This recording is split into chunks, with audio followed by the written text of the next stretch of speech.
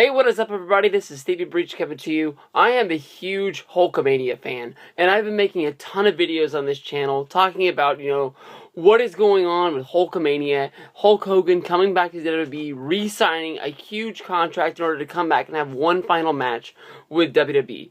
I think that Hogan had his time and place in TNA. He probably might have stayed a little bit too longer.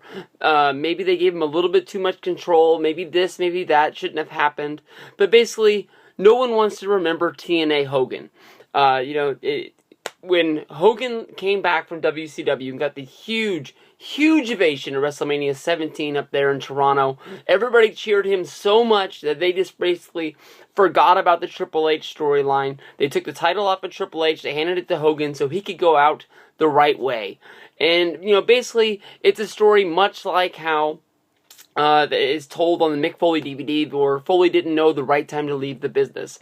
They kept on, giving him one big match, and he would have a big match, and after that, he would, take some money and do one more match, and that match wouldn't be as good, so he'd have to come back and do another match, and it just kept on escalating. Basically how he was supposed to walk away after the Hell in a Cell match against Triple H, putting Triple H over, and that was supposed to be the end of his career. And then they offered him the main event of WrestleMania 16, and then that turned into him coming back and him having a match against Orton, and the match against Orton turned into a match against Carlito, and just basically, he kept on up and down, up and down, up and down.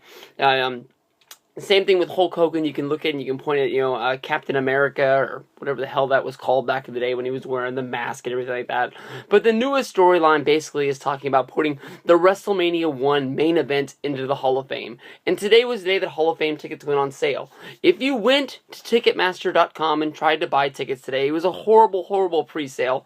But if you looked at the seating chart as a whole, basically, the seating chart was basically the same seating chart for Monday Night Raw, because it's the same place it's going to be, yet they put a ring in the middle of where the Hall of Fame is going to be. The only way I want to see this match inducted into the Hall of Fame is if they actually have the match in that ring and they actually keep that seating chart, and just see these guys going at it today.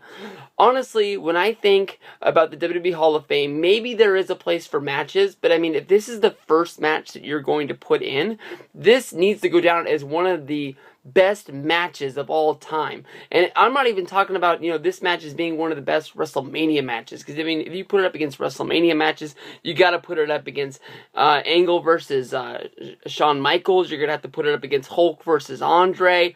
I mean, you're going to have to debate if this is, the best, wrestling style of match, if this is the biggest match they've ever happened on a proportion, and I don't think it's the best match they've ever had. I don't think it's the biggest match they've ever had. It just happened to be WrestleMania 1's main event.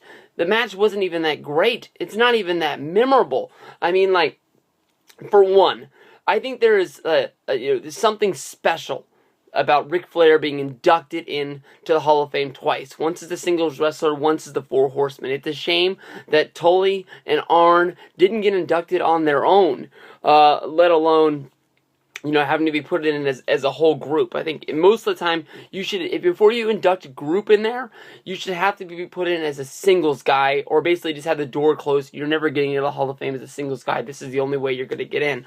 Basically, I would love the NWO to be put in the Hall of Fame and see, a mini reunion of those guys before it's too late. I don't want to see them guys. Well, that being, Hogan, Hall, and Nash. But I mean, Hall and Nash should go in as, Razor Ramon and Diesel before they go in as the NWO. It's just, I just don't think this match lives up to being a Hall of Fame match. It just happens to be the main event of the first WrestleMania. And yes, if we don't have that first WrestleMania, and Vince has said that if that WrestleMania was a flop, basically the WWF never would have grown to what they are today. They probably would have gotten bankrupt right there on the spot, and then they just would have been no more wrestling as we know it. Maybe, AWA would have grown and become what they were today, or maybe the Crockett's would have grown. One of those things, but I don't know. Basically, there's other things that needs to be put in the Hall of Fame before we start putting matches in there. I would love to see, Owen Hart actually get his year to go in. I think he's probably one of the most deserving guys out there if it wasn't for the Macho Man. But I think by Ultimate Warrior going in this year, I think it's pretty much locking Macho Man to at least be next year with Ultimate Warrior inducting him in.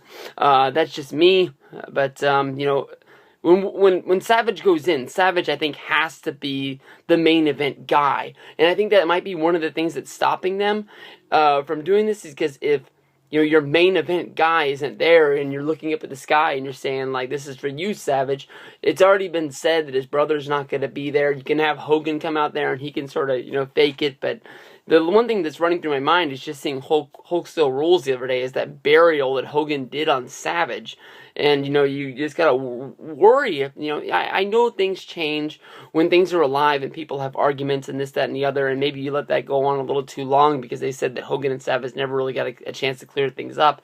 And then you have these emotions that the guy died and you can't do this, but you just gotta wonder how much bullshit's going to be in that speech. And you got Warrior who said that they were friends while they were around, but I mean, like, even in those Warrior shoots that he was putting up on YouTube for a while, said that him and Savage really weren't even that real close once it was all said and done for. But somebody's got to put him in there, and his brother's already said that if it's not a Savage family reunion going in all at once, the father, son, and him, then he's not going. And in my world, there's no way in the world. People debated Savage's dad going into the WCW Hall of Fame.